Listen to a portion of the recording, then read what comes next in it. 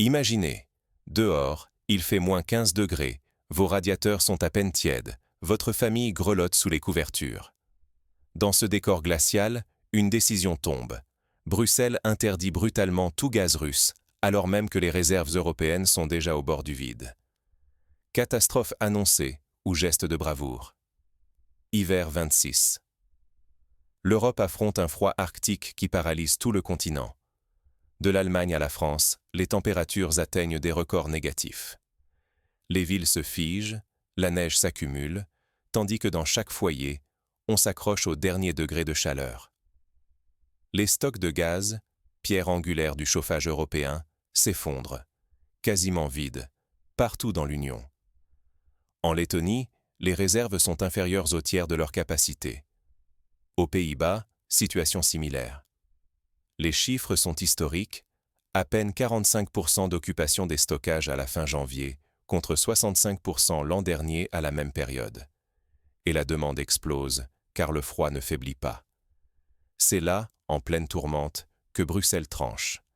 À partir de maintenant, plus une seule molécule de gaz russe ne peut arriver en Europe. Le Conseil de l'Union européenne impose une interdiction totale et soudaine. L'annonce tombe comme un coup près. Entre colère et incompréhension, des millions de personnes découvrent que la dépendance énergétique, qu'on croyait dépassée, revient leur coûter très cher, au pire moment. Les conséquences sont immédiates. Les prix du chauffage doublent, voire triplant. Des familles entières se ruinent pour rester au chaud. Des entreprises s'arrêtent, incapables d'absorber le choc. L'économie vacille, les rues grondent, la peur de l'avenir s'installe.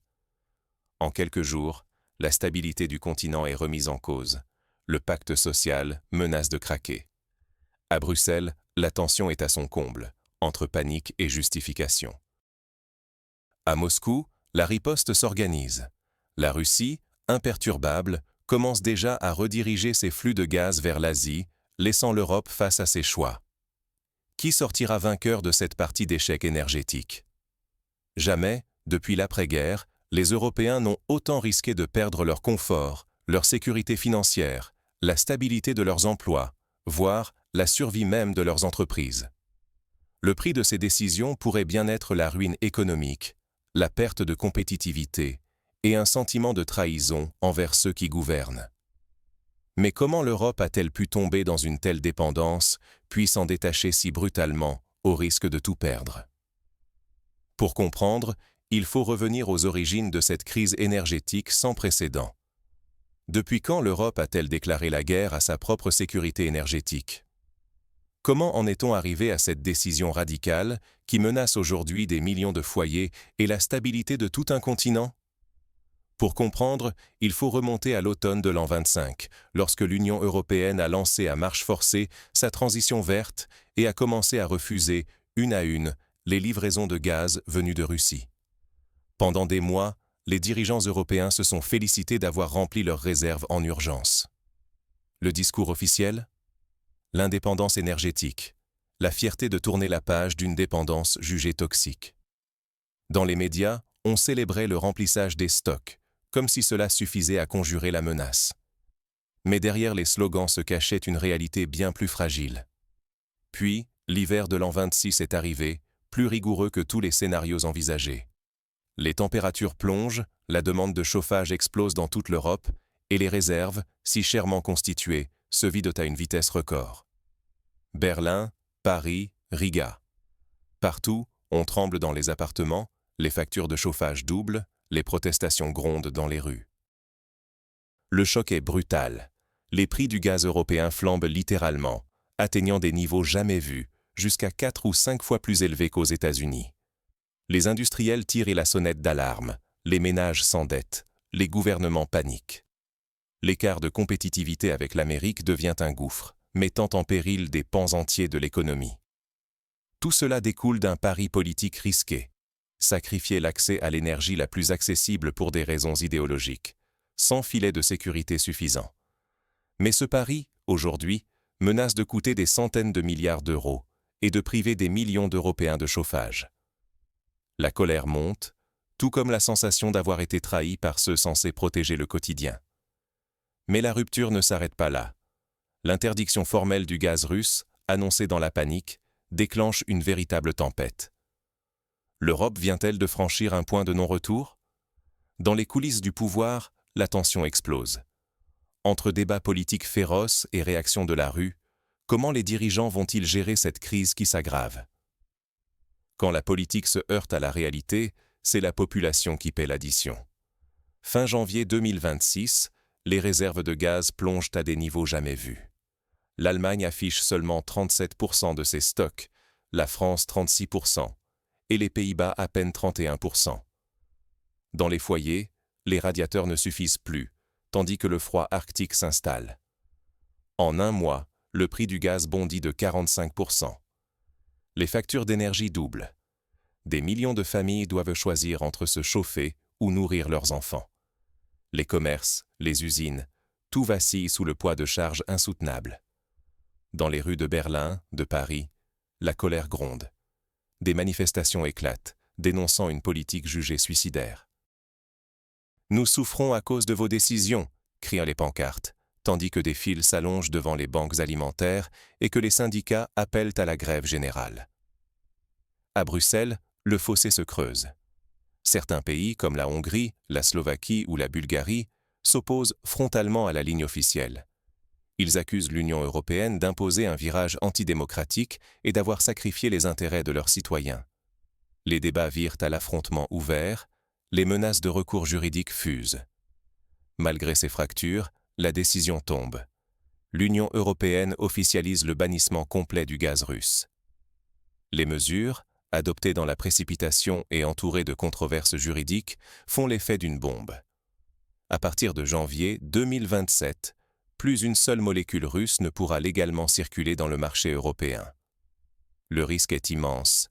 Coupures massives, faillites en cascade, tensions sociales inédites. L'économie européenne, privée de son énergie la moins chère, tangue sur une corde raide. Les familles comptent chaque euro. Les dirigeants, eux, peinent à contenir la tempête qu'ils ont déclenchée. Mais la question brûlante reste sans réponse. La Russie va-t-elle se contenter d'observer ou va-t-elle riposter à cette rupture historique? Et l'Europe, saura-t-elle éviter le pire ou s'engage-t-elle sur la voie de l'irréversible? Et si le pire était encore à venir? Alors même que l'Europe pense avoir tourné la page du gaz russe, la Russie, elle, avance déjà ses pions ailleurs. Moscou a réagi sans attendre. Désormais, une part massive de ses exportations énergétiques est redirigée vers l'Asie. La Chine, l'Inde, le Japon profitent à plein, là où Bruxelles croyait la Russie dos au mur. Mais la réalité pour les Européens est plus amère. Coupé officiellement du gaz russe, le continent se tourne vers des intermédiaires. Ironie du sort, l'Europe continue d'acheter indirectement du gaz venu de Russie, mais à des tarifs 2 à 3 fois plus élevés qu'avant. Le consommateur européen paie plus cher, pendant que Moscou engrange ses profits ailleurs. Et la situation ne fait qu'empirer. Selon les projections des analystes, si la vague de froid devait s'attarder, les réserves européennes de gaz pourraient chuter à peine à 12% à l'arrivée du printemps. C'est un seuil critique, jamais atteint, qui met tout le système sous tension. Conséquence directe, une partie de l'industrie européenne vacille. Déjà, des usines ferment leurs portes. Les licenciements en chaîne menacent des milliers de familles. L'inflation, elle, explose, rendant le quotidien de millions de personnes toujours plus difficile. Plus inquiétant encore, le spectre d'une récession profonde plane désormais sur tout le continent. L'Allemagne, la France, l'Italie, ces moteurs de l'Europe, sont au bord d'un ralentissement économique durable. Les investisseurs doutent, les marchés tanguent et la confiance s'effrite. Le point de bascule est là. Il ne s'agit plus seulement de chauffage ou de confort, mais bien de la survie économique et sociale de tout un continent. L'Europe a-t-elle sacrifié sa stabilité sur l'autel de décisions politiques irréfléchies? Ou paie-t-elle le prix fort d'une dépendance mal gérée pendant des décennies? Face à cette impasse, une question brûle toutes les lèvres. Peut-on encore éviter le pire, ou l'Europe s'est-elle enfermée dans un piège dont elle ne saura sortir? Pour comprendre comment l'Europe a pu se retrouver dans une telle situation, il faut revenir sur les choix, les erreurs et les dynamiques qui ont conduit à cette crise. regardons ensemble la chronologie d'un engrenage fatal. Ce chaos était-il vraiment inévitable? Ou l'Europe aurait-elle pu s'épargner cette crise qui glace le sang et les salons? Derrière les grands discours sur l'indépendance énergétique, une réalité incontournable s'impose. On ne construit pas la sécurité d'un continent à coups de slogans ni d'interdits. La dépendance ne se règle pas en fermant un robinet, mais par une diversification réfléchie, patiente et surtout planifiée sur le très long terme. Car face à la coupure brutale du gaz russe, les alternatives immédiates s'effritent. Le gaz naturel liquéfié venu d'Amérique n'arrive qu'en quantité limitée et à des prix stratosphériques. Quant aux renouvelables, malgré leur essor, elles restent incapables de répondre seules aux besoins colossaux de l'hiver européen. Chaque nuit glaciale rappelle que l'électricité verte ne chauffe pas un radiateur sans réseau solide et stockage suffisant. Ce sont les faits techniques, et non les vœux politiques, qui dictent la réalité des robinets. Pourtant, le débat démocratique a trop souvent été remplacé par l'émotion et la peur, sacrifiant le bon sens au profit d'une idéologie court-termiste. Les décisions prises à la hâte, sans évaluation réelle de leurs conséquences, ont un coût immense. Derrière chaque courbe de prix, il y a un foyer qui s'endette, une usine qui ferme, un emploi qui disparaît. L'Europe paie déjà cher ses paris risqués. Inflation qui s'emballe, confiance qui s'effrite, colère populaire qui gronde contre ceux censés protéger. Refuser d'apprendre de cette crise, c'est accepter de la revivre, peut-être encore plus violemment demain. Le continent est à la croisée des chemins. Choisir la planification et le dialogue, ou s'enfoncer dans le cercle vicieux des décisions précipitées. Face à cette réalité, une question brûle plus que jamais. L'Europe saura-t-elle rebondir ou s'enfoncera-t-elle plus profondément dans la crise? La vraie indépendance, c'est choisir sans se nuire. Aujourd'hui, l'Europe s'est enfermée dans une prison de principes. Croyant briser ses chaînes, elle a sacrifié son confort, sa compétitivité et la confiance de ses citoyens. L'hiver approche, les foyers grelottent, les usines ferment et des millions d'Européens perdent le prix fort d'une décision prise au nom de l'indépendance. Mais à quel coût réel? Refuser le statu quo, c'est refuser que le sort de tout un continent dépende de calculs politiques à court terme ou de dogmes idéologiques. Rester passif, c'est condamner nos économies, nos emplois, notre avenir collectif. Mais agir, c'est oser redéfinir nos priorités, repenser nos alliances, rouvrir le champ des possibles au lieu de se résigner à l'impuissance. Le piège, ce n'est pas seulement le gaz, c'est d'avoir choisi l'illusion plutôt que la lucidité. L'Europe a voulu tourner la page du gaz russe sans anticiper la fragilité de ses alternatives, ni mesurer la brutalité du choc pour les familles, les entreprises et la cohésion sociale. Aujourd'hui, la Russie trace sa route vers l'Asie, tandis que Bruxelles peine à répondre à la colère qui gronde dans ses rues. Qui porte vraiment la responsabilité de ce fiasco? Ce n'est pas trop tard pour changer de cap. L'indépendance véritable ne consiste pas à choisir l'isolement, mais à garantir la sécurité et la prospérité d'un continent entier.